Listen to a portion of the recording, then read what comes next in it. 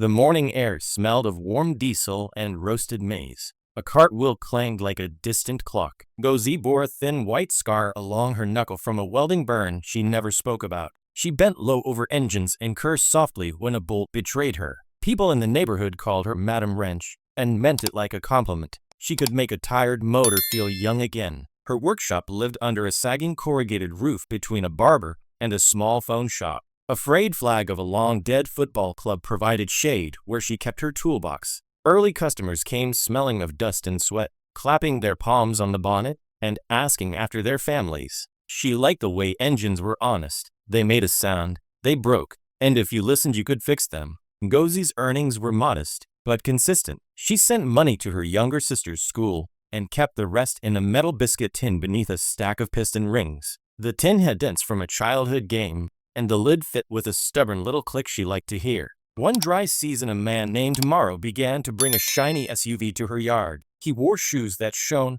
and always smelled faintly of cologne. He spoke to her like a customer, but his eyes went to her hands. The knuckles, the scar, with what she suspected might be curiosity. "You've got a clever hand," he said once, leaning on the bonnet as she tightened the last nut. He smiled like an invitation. Morrow started to tell stories about investments. He talked of a project to repave neighborhood roads, of contracts that paid in envelopes, of small favors to the right people. He had a laugh that made other men lean in. At the end of the week he came more often, and he began paying not with cash, but with those quiet attentions that felt larger. A pack of imported coffee, a phone top-up for her sister, a wound care kit when an old rip in her work glove turned painful. Ngozi accepted the help because it made the evenings softer and because the tin still had room, but she kept one truth carefully folded. She never let anyone manage her accounts. The biscuit tin stayed under the pistons. A month later, one of the community councilors announced a meeting about a new road contract being tendered by the municipal office.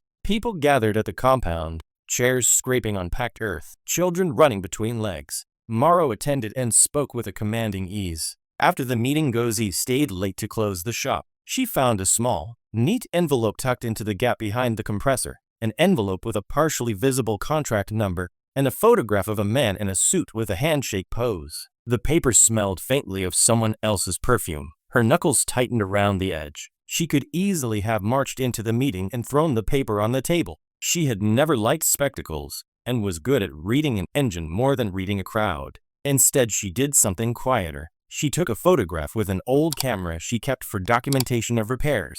She copied the contract number into a small field notebook that held customers' names and the repairs done monthly. She wrote Morrow's name on the margin and the date. She began to listen, not loudly, but with attention she had learned from years of hearing pistons whisper. She planted herself at the edge of gatherings and let her ears collect the rhythm of things. She learned that the district inspector had a habit of passing by the garage on Thursdays. She learned that the contractor who promised the road had a partner known to take arrangements from small businesses. Ngozi placed a second photograph in the tin, a photograph of Morrow's SUV, the license plate visible, parked beside a drain that the council had promised to fix. She added a note. Tuesday, 10:15 a.m., Morrow with a man in the blue shirt. Her watchful notes grew like a map. When the contractor's man came to the yard offering a job to her nephew, work for a week, help clean up the site, Ngozi smiled and agreed. It was brave, and it was a small risk. Her nephew learned to carry messages, and the contractor learned to trust a boy who knew engines. The boy watched and brought home a receipt for fuel,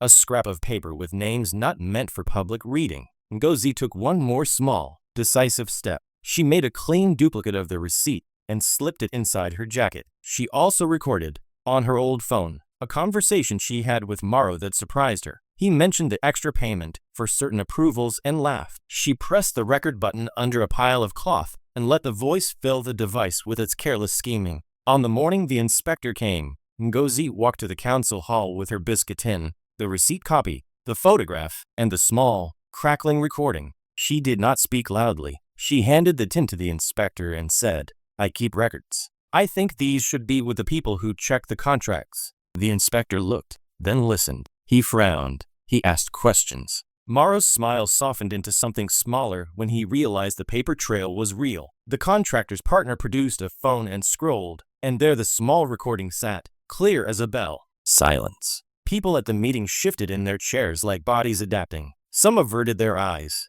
Some whispered about who would lose their position, who would gain. Morrow tried to bluff. He tried to charm. He was used to wearing a calm like a jacket, but a jacket can be thin where honesty is thick. The council called for an inquiry and froze the tender. There were words like recusal and audit and conflict of interest, terms that made men look suddenly unsure. By afternoon, the news had spread along the market route. A woman who sold mandazzi brought extra pieces to Ngozi's stall. Men who came to the garage the next day tipped a coin with a nod. Ngozi's biscuit tin remained dented and stubborn. She sewed more tightly that week, her hands acting with a new steadiness. She had not wanted to make a show. She had wanted the road to be for everyone. When the contractor's partner left town quietly, people said nothing or nothing loud. The inspector stood under Ngozi's corrugated roof and drank a cup of tea she made. He asked about customers and about the little notebook where she wrote repair notes. He smiled when he saw the careful handwriting. The road contract eventually went to a transparent bidding process supervised by people from the capital. The lane by the hairdressers was paved with concrete, and water stopped pooling in the rainy season.